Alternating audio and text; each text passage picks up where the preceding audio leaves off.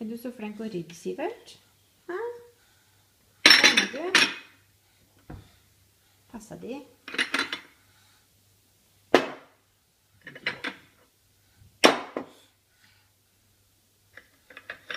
Du ikke rydda så hardt.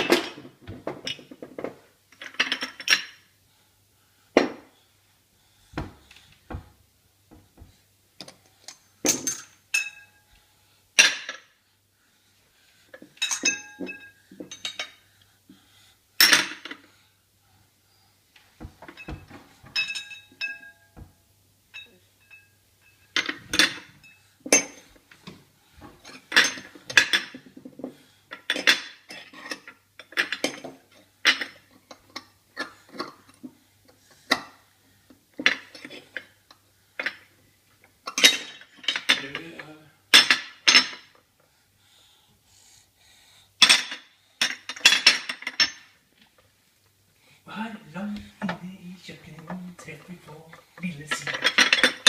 Et lite og fantastisk illustrerende eksempel på hvordan menneskearten begynner å organisere tilværelsen fra aller første stund. Se hvordan han lager mønstre, systemer og orden ut av det som er et tilsynelatende kaos som er født inn.